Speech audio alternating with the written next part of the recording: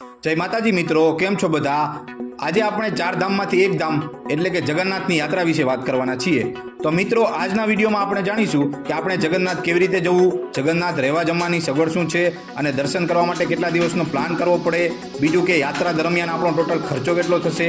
આ બધી જ માહિતી હું તમને આ વિડીયોમાં આપીશ। તો જો તમે પણ જગન્નાથનો પ્લાન કરતા હોય તો આ વિડીયો તમારા માટે ખૂબ જ ઉપયોગી છે।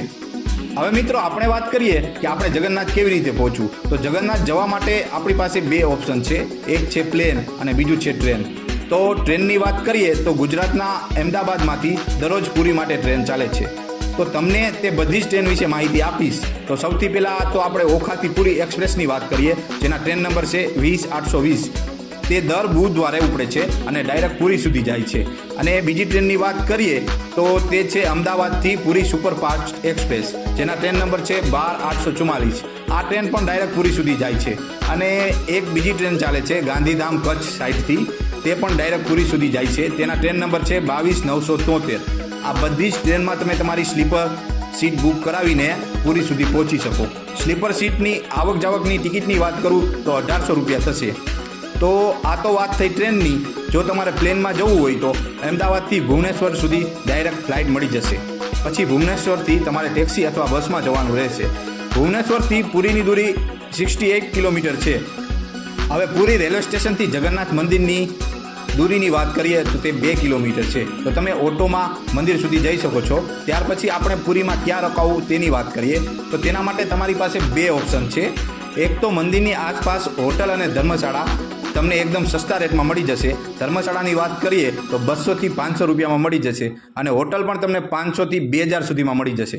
બીજા ઓપ્શનની વાત કરું તો તે છે મંદિર ટ્રસ્ટ તરફથી ભક્ત નિવાસ। ત્યાં પણ તમે રોકાઈ શકો છો, જેમાં 3 ભક્ત નિવાસ છે। એક છે નીલાદ્રી ભક્ત નિવાસ, બીજું છે ગુડીચા ભક્ત નિવાસ અને ત્રીજું છે નીલાચંદ ભક્ત નિવાસ। આ ત્રણેય ભક્ત નિવાસમાં તમે ઓનલાઈન રૂમ બુક કરાવી શકો, જેની લિંક નીચે આપેલી છે। હવે ભક્ત નિવાસના ભાડાની વાત કરું તો 600 થી 1500 રૂપિયા સુધીના એસી નોન એસી રૂમ મળી જશે। ત્યાર પછી આપણે વાત કરીએ જમવાની, તો જમવા માટે ત્યાં ઘણા બધા રેસ્ટોરન્ટ છે। ત્યાં તમને 150 થી 200 રૂપિયામાં થાળી મળી જશે। તો હવે આપણે વાત કરીએ જગન્નાથ મંદિરમાં દર્શન માટેની, તો મંદિરની અંદર મોબાઈલ કેમેરા લઈ જવાની સખ્ત મનાઈ છે। તો ત્યાં લોકર સુવિધા પણ ઉપલબ્ધ છે। ત્યાં તમે તમારા મોબાઈલ કેમેરા અને તમારો સામાન રાખી શકો છો। અને મંદિરની અંદર પ્રવેશ કરવા માટે ટોટલ 4 ગેટ આવેલા છે, પણ આપણે મુખ્ય ગેટ એટલે કે સિંહ દ્વારથી એન્ટર કરીશું।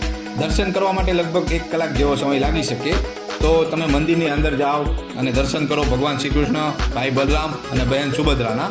અને ત્યાર પછી તમે મંદિર પરિષદમાં બીજા ઘણા નાના મોટા મંદિર આવેલા છે, ત્યાં જઈને પણ દર્શન કરો। અને ત્યાર પછી ત્યાંથી આપણે જવાનું છે મહારસોઈમાં, જ્યાં ભગવાન જગન્નાથ માટે 56 ભોગ બનાવવામાં આવે છે। ત્યાં જઈને તમે જોઈ શકો છો કે ભોગ કેવી રીતે બનાવવામાં આવે છે। અને તેનો પ્રસાદ તમારે જોતો હોય તો મંદિર પરિષદ પાસે જ આનંદ બજાર આવેલી છે, ત્યાંથી તમને પ્રસાદ પણ મળી જશે। હવે આપણે વાત કરીશું કે જગન્નાથ મંદિર દર્શન માટે આપણે કેટલા દિવસની ટ્રીપ બનાવવી પડે। તો મારા પ્લાન મુજબ 3 દિવસ કાફી છે। અને આ 3 દિવસમાં તમારે ક્યાં ક્યાં જવું એની પણ હું તમને આ વિડીયોમાં વાત કરવાનો છું। તો આપણે સૌથી પહેલાં તો ચંદ્રભાગા બીચ ઉપર જઈએ, અને તે ચંદ્રભાગા બીચ જગન્નાથપુરીમાં જ આવેલું છે। અને ત્યાર પછી આપણે જવાનું છે સૂર્ય મંદિર એટલે કે કોણાર્ક ટેમ્પલ, અને ત્યાં થોડો ટાઈમ સ્પેન્ડ કરીને ત્યાંથી નીકળવાનું છે ભુવનેશ્વર લિંગરાજ મંદિર। અને ત્યાંથી તમે જઈ શકો છો નંદનકનન પ્રાણી સંગ્રહાલય, જે ભારતનું 2જા નંબરનું સૌથી મોટું પ્રાણી સંગ્રહાલય છે, ત્યાં પણ તમે જઈ શકો છો। ત્યાર પછી તમે એક મહત્વપૂર્ણ જગ્યાએ જઈ શકો છો, જે છે ચિલ્કા લેક, જ્યાં તમારે બોટની સવારી કરવાની રહેશે અને ત્યાં જવા માટે તમારે અલગથી ગાડી બુક કરવી પડશે। હવે વાત કરીએ કે આપણે આ બધી જ જગ્યાએ જવા માટે સાધન શું રહેશે। તો પુરીમાં બસ પણ ચાલે છે। બસમાં તમે આરામથી તમે જઈ શકો છો બધી જ જગ્યાએ। અને ચિલ્કા લેક સિવાય બધી જગ્યાએ તમને બસ લઈ જશે, કેમ કે ચિલ્કા લેક જવા માટે તમારે પર્સનલ ટેક્સી બુક કરવાની રહેશે।